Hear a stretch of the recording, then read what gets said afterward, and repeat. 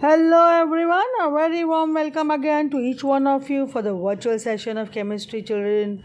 I hope you all are doing very well. So let us see what are we going to have in this virtual session of chemistry. We are going to continue with the chapter carbon and its compounds.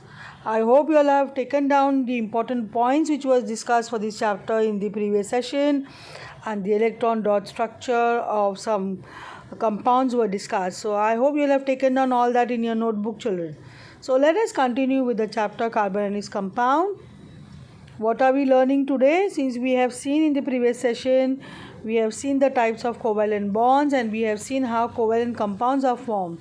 So in this chapter, you all are going to deal with covalent compounds, and you have seen how single bond is formed by the sharing of electrons, and that sharing of electrons is actually covalent bonding, and these bonds are weak. Therefore covalent compounds will always have a low melting and boiling point. So as you can see, covalent bonds can be single covalent bond, double bond and triple bond.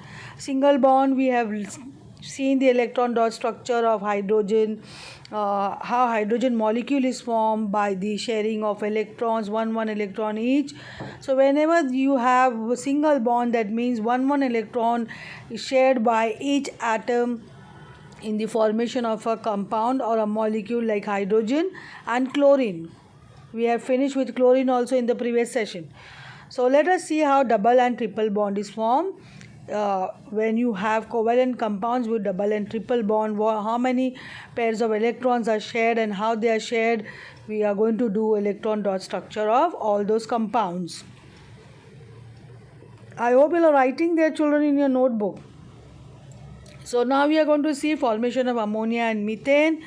As you can see, ammonia, the chemical formula is NH3, and for methane CH4, and how they are being formed. So you are going to take down this electron dot structure for ammonia. Here you can see nitrogen atom and hydrogen atom. You have to draw the way it is shown to you in the on the screen over here. So nitrogen, you can see with the outermost shell, the last shell will have 5 electrons. In the last orbit, that is 5 electrons involved in the chemical bonding, that means in the covalent bonding, because as you know the atomic number of nitrogen is 7. So here you will have 5 electrons in the last shell, which is our concern. We are going to only see the electron present in the last orbit, whereas hydrogen will have 1 electron with 1 shell. So over here you can see, to complete the octet of nitrogen, it will require 3 electrons to attain stability. So in that case, when ammonia is formed, there will be involvement of 3 hydrogen atom, and you can see the diagram over here, how the electron being shared by nitrogen and hydrogen. So you can see over here, there are 5 electrons in the last shell of nitrogen. One electron from hydrogen and nitrogen will be shared, and a pair of electron, that is called as a lone pair of electron, will be there, because only 3 hydrogen atom can combine to give you a formula NH3, which is a stable compound, and a lone pair of electron will remain on nitrogen, because nitrogen has 5 electron in the last shell. It will form a bond with hydrogen by sharing one electron with each atom of hydrogen. So there are 3 hydrogen atoms involved over here, and NH3 will have a lone pair of electrons, and this gives stability. You cannot have NH5, that compound is not stable at all. So electron dot structure of ammonia, I hope it's clear. Please take it down in your notebook. Please draw the way it is shown here on the screen with the circles, and you show the intersection of the circles, and you see how many pairs of electron are being shared over here. So this will give you single bond with nitrogen and hydrogen, and because one electron being shared by nitrogen and hydrogen, so one single bond you can show, because one electron being shared by each atom. When 2 pairs of electrons shared by each atom, then it gives double bond. When 3 pairs of electron being shared, then it gives triple bond. So here the bonding will be a single bond between nitrogen and hydrogen, but there will be 3 hydrogen atoms. I hope this is clear, children. Similarly, methane. Here carbon is tetravalent, that is, it has 4 electrons in the last shell, and it will combine with 4 hydrogen atom, because hydrogen has 1 electron in one shell. So in the chemical combination, when they form covalent bonding by sharing of electrons, you can see how the electron being shared, and again this will show one single bond between carbon and hydrogen, and you can see the how 1 electron by carbon and 1 electron by hydrogen being shared, and it is shown by the intersection of the circles. So please draw the way it is shown over here, children, and one single bond, you will get CH4. So carbon and hydrogen will show single bond, that is methane. I hope this structure is very clear. This is how sharing of electron will take place, and methane is quite stable.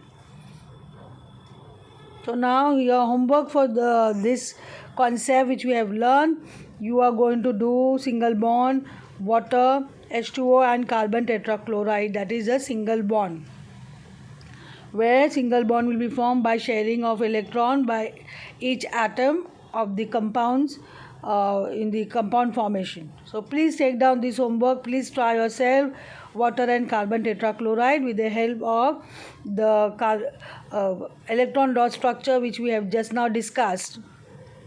Then double bond, how double bond is formed. Let us see formation of oxygen molecule. Here you can see oxygen will have 6 electron in the last shell, because the atomic number of oxygen is 8. So 6 electron in the last shell, it will require 2 electrons to complete its octet. So in the formation of oxygen molecule, 2 pairs of electrons will be involved to show covalent bonding. That's why oxygen atom will show double bond, and this is how O2 will exist. Let us see the formation of oxygen molecule.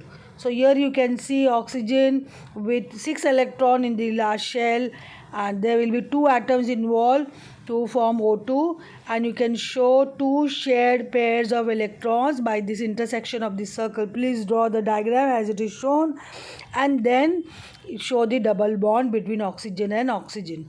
So this is how double bond is formed, because 2 pairs of electrons are shared. I hope oxygen molecule is clear with you all, children. This concept should be very clear. So it depends upon the number of electrons in the last shell and how the compounds will be formed, how many number of electrons will be shared, that will decide the single bond, double bond and triple bond. Here carbon dioxide formation, here you can see 1 carbon atom and 2 oxygen atom involved in the formation of carbon dioxide. So how carbon dioxide is formed, let us see. So carbon dioxide, you can try, children, just take the help of this carbon dioxide, where 2 atoms of oxygen will be involved. Oxygen, each atom of oxygen will share a pair of electrons. That means 2 electrons will be shared by each atom of oxygen. So 2 oxygen atom will be involved over here, and carbon with oxygen, it has 2 electrons in carbon has 4 electrons in the last shell. So 2 electrons of carbon and 2 electrons of oxygen will combine to give you double bond. Again 2 electrons of carbon and 2 electrons of oxygen will combine to share to give double bond. So you can try this, children. Take the help of the electron dot structure of the double bond which we have discussed just now. Just now we have discussed about the double bond formation, and you have seen how oxygen molecule is formed. So here 4 electrons in the last shell of carbon, that is tetravalent, will be shared by 2 atoms of oxygen, that will form carbon dioxide. And in that process, the covalent bonding formation, there will be double bond between carbon and oxygen and carbon and oxygen. So please try this, children, and we will discuss about triple bond. Now triple bond over here, nitrogen. As you know, the number of electrons which is shared will decide the type of bonding. That means whether it's single bond, double bond or triple bond. Since nitrogen has, you can see over here, nitrogen will show triple bonding because it has 5 electrons in the last shell. The atomic number is 7. So it will require to complete its octet by sharing 3 electrons. So in the formation of N2, that is nitrogen molecule, there will be 3 pairs of electrons shared, and then therefore the bonding will be triple bond. So I hope this is clear. So let us see the covalent bonding in nitrogen molecule. Here you can see nitrogen atom and one more nitrogen atom. They both will share 3 pairs of electrons, and thereby it will be triple bond between nitrogen and nitrogen. This is how N2 will exist because it has 5 electrons in the last shell. So it will share 3 pairs, and it will require 3 electrons to complete its octet. So in that process, to attain stability and in the formation of nitrogen molecule, 3 electrons from the last shell of each nitrogen atom will participate, and it will be shared by each atom of nitrogen, giving a triple bond. I hope this is clear. Please draw the structure, and the way it is shown, please draw the intersection and show 3 shared pairs. Now how ethene? Ethene again a compound with double bond. So how ethene is formed? Just draw this electron dot structure.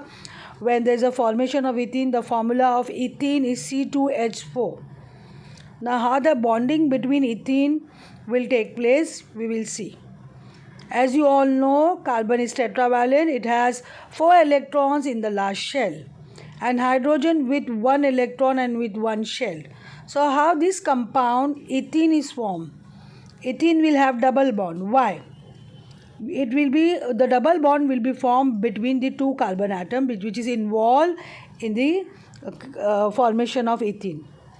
So carbon and carbon will share 2 pairs of electrons. Here you can see the double bond will be formed. So ethene will be C double bond C. Then the remaining electrons, that is 2 electrons of each atom of carbon, will be shared with hydrogen atoms. So each carbon atom will share 2 more electrons, which is left out will be shared with 1 hydrogen atom each. So each carbon atom, here you can see, will share 1 electron with 1 hydrogen atom and 1 more electron with 1 more hydrogen atom. Similarly, other carbon atom will also share 1 electron with 1 hydrogen atom and 1 more electron with 1 hydrogen atom. This way there will be carbon-carbon double bond, and with hydrogen it will show single bond. So the formula will be CH2 double bond CH2 for ethene. This is how you represent the double bond of ethene. Similarly for ethyne. Now ethyne, the chemical formula is C2H2. That means only 2 hydrogen atom and 2 carbon atom. So over here, since you all know carbon is tetravalent, it has 4 valency. That means there are 4 electrons in the last shell. So 4 electrons will be involved in the sharing process when there is ethyne formation, that is C2H2. So here the bond between carbon and carbon will be triple bond. Why? Because 3 pairs of electrons between 2 carbon atoms will be shared. So C triple bond C will be formed, and 1 electrons left out in carbon will be shared with 1 hydrogen each. So each carbon atom will share 1 electron with hydrogen, and with hydrogen it will show single bond because only 1 pair of electron is shared, whereas carbon-carbon bond will be triple bond because 3 pairs of electrons are shared. So this is how ethyne will be formed. So you have to draw all this in your notebook, children. This is the very important electron dot structure of ethene and ethyne. I hope this electron dot structure is very clear. Please understand the basic concept of the number of electrons present in the last shell, and that many electrons will be shared, and in that process of sharing there will be double bond, single bond, triple bond. Due to sharing, the number of electron being shared, it depends upon all it all depends upon the number of electron which is being shared. So one electron shared, that means one single bond. Two pairs of electrons shared, that means a double bond. Three pairs of electrons shared, that means triple bond. That basic concept should be very clear. So now assignment for you all children, you have to draw electron dot structure of ethane. And I hope you will be able to do this, because we have discussed about ethene and ethine, and this is the same member of the series where you are learning about ethane has a ethane, ethine and ethene. You can easily relate to this electron dot structure when you are doing ethene and ethine, where you see double bond in ethene and ethine triple bond, whereas ethane will all have single bond because it is a saturated compound.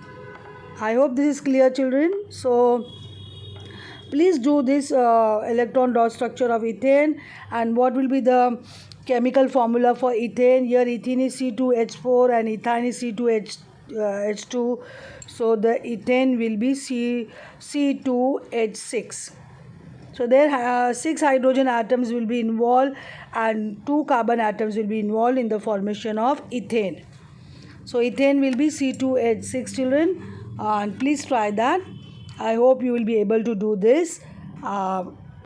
Please draw the same way as shown to you all the electron dot structure. That gives you a clear picture. Now what are allotropes of carbon? Since we are learning about carbon, you should know this aspect of carbon. What is allotropy and what is allotropes? So in nature, pure carbon occur in 2 forms, like diamond and graphite. So chemically they both are carbon. This is very important, allotropes of carbon, since you are learning about carbon. So let us see what are allotropes. Allotropes are elements of 2 or more forms which have the same chemical properties but different physical properties. Since they are made up of carbon, so chemical properties remains the same, but they differ in their physical properties.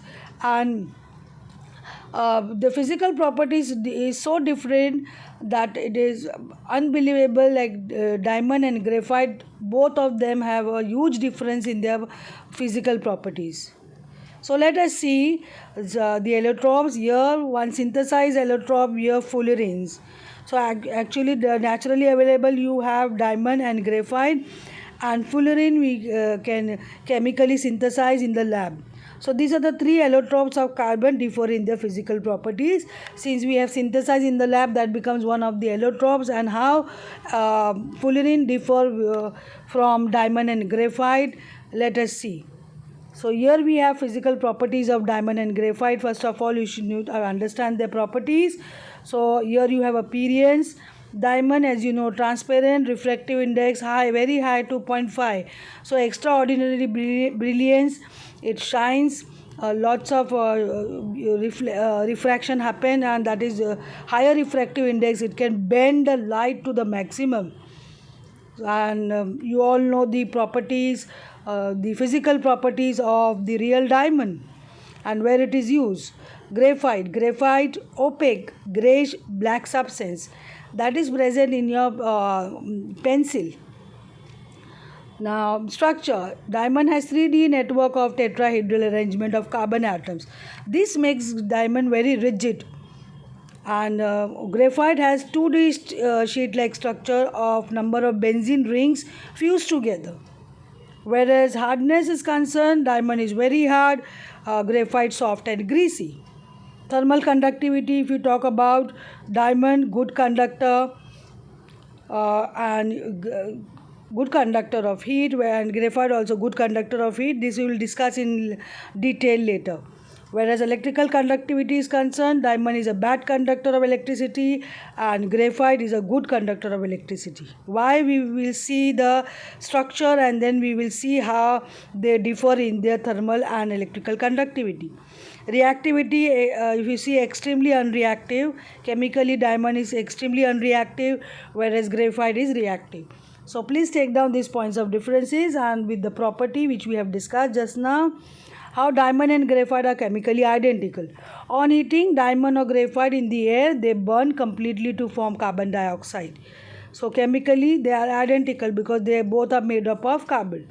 Equal quantities of diamond and graphite when burned produce exactly the same amount of carbon dioxide. Can you imagine this? So now, why the physical properties of diamond and graphite so different? Due to the difference in the arrangement of carbon atoms in diamond and graphite. This is very important to understand the physical properties because the arrangement of the carbon atom in both diamond and graphite is different. And how it is, let us see. The structure of graphite, you can see the hexagonal sheets attached to each other with a weak forces of attraction. And here you can see structure of diamond. It is a perfect three-dimensional tetrahedral structure. Here you can see one atom of carbon will be attached to the other three, and the arrangement is so that it becomes a 3D structure, whereas the structure of diamond is two-dimensional. Just have a look of the arrangement of the atoms, carbon atoms in both graphite and diamond. So now, structure of diamond, all the carbon atoms of diamond are said to be possesses strong chemical bonds with that of 4 other carbon atoms, thus making a perfect tetrahedron structure as we have seen just now. And on throughout the crystal, diamond forms 3-dimensional network of strong covalent bonds. Diamond has a very high melting point of about 3843 Kelvin and a high density of about 3.51 gram cubic centimeter.